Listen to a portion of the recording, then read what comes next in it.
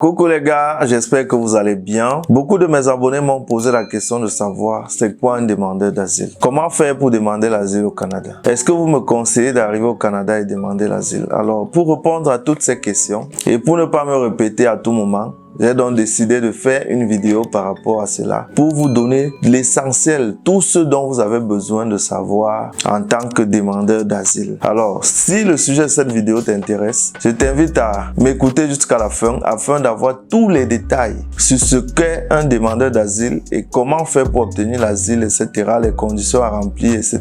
Je t'invite à m'écouter jusqu'à la fin. On se voit après le générique.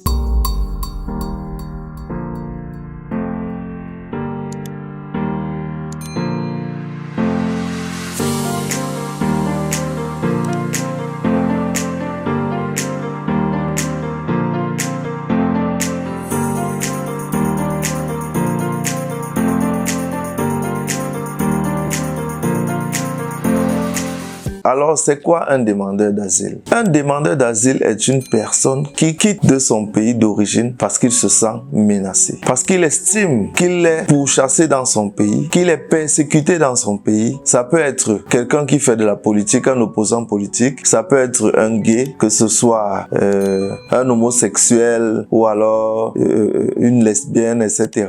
Quelqu'un qui estime qu'il peut faire la prison ou sa vie est menacée dans son pays. Alors, il demande refuge.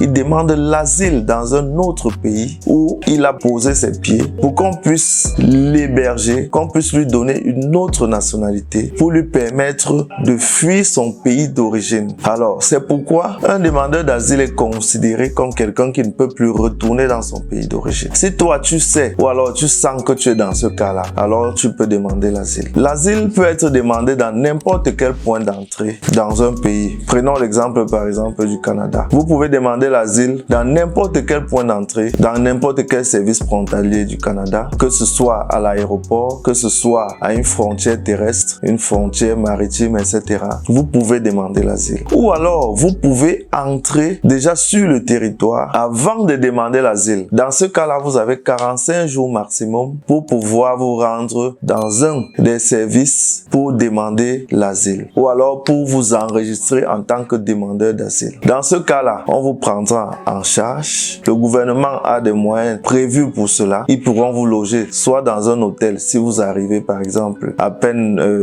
d'un vol. Si vous êtes arrivé à l'aéroport, on peut vous prendre en charge. Vous loger dans un hôtel par exemple pour 2 semaines où vous serez nourri, logé, etc.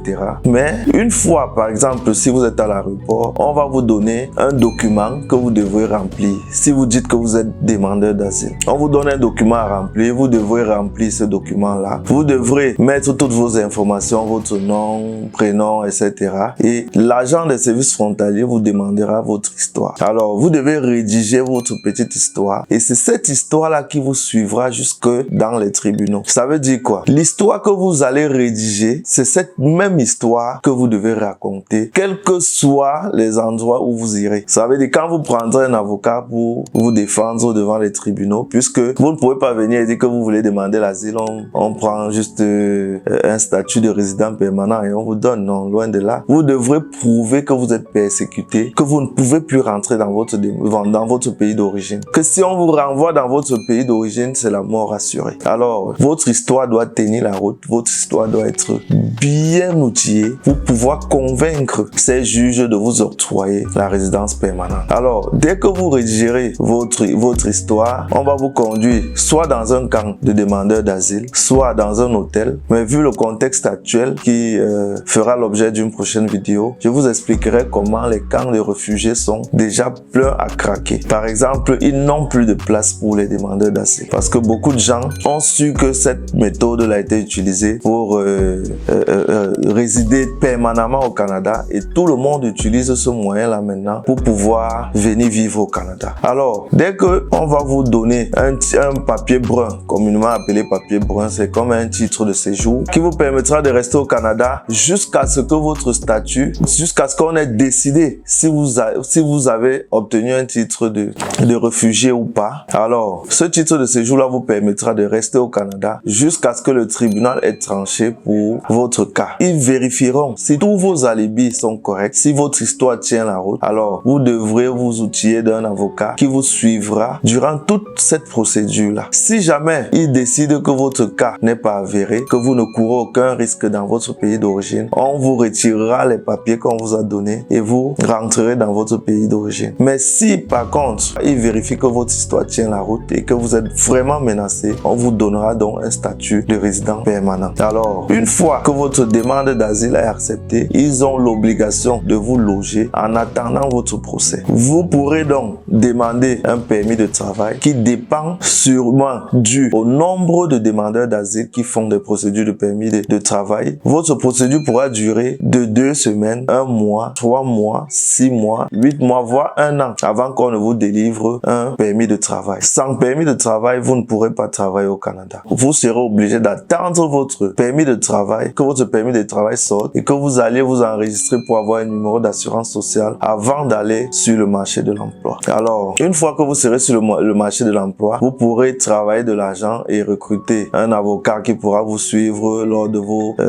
différentes interviews que vous aurez au tribunal jusqu'à ce que votre sort soit scellé. Alors, comme il y a beaucoup de demandeurs d'asile, votre procédure peut prendre voire 1 an, 2 ans, 3 ans avant qu'on ne vous donne votre statut final. Alors, pour ceux qui sont intelligents, durant cette période, vous pourrez économiser de l'argent. Et si jamais, après cette période-là, on vous refuse le statut de demandeur d'asile, vous pourrez faire recours. Vous pouvez faire recours voire 3, 4 fois. Et durant tous ces recours, vous avez la possibilité de continuer à travailler au fur et à mesure jusqu'à ce que vous n'ayez plus d'autre choix que de libérer le territoire. Alors, comme conseil, je vous conseillerais, si vous arrivez par exemple avec un visa touriste, parce que beaucoup de gens, ils se sont rendus compte que beaucoup de gens viennent avec des statuts de visa touriste, visa travailleur, visa étudiant, et n'ont pas la possibilité de payer leurs études, et une fois sur le territoire, ils demandent l'asile. Alors, maintenant, c'est devenu un peu difficile parce que, comme je vous le disais tantôt, il y a beaucoup de camps de réfugiés qui sont pleins. L'afflux de migrants est tellement excessif qu'ils n'arrivent plus à gérer cette immigration-là. Alors, si vous avez l'intention de venir au Canada demander l'asile, si vous êtes déjà sur le territoire, je vous conseille de vous appliquer pour pouvoir travailler. Essayez d'économiser de l'argent au maximum. Et si jamais votre demande est refusée, vous aurez un capital suffisant, soit pour aller dans un autre pays, soit pour rentrer dans votre pays d'origine et investir. Alors, je crois que c'est tout pour cette vidéo. Si jamais vous avez d'autres questions, je vous invite à me laisser un commentaire. Laissez-moi un pouce bleu et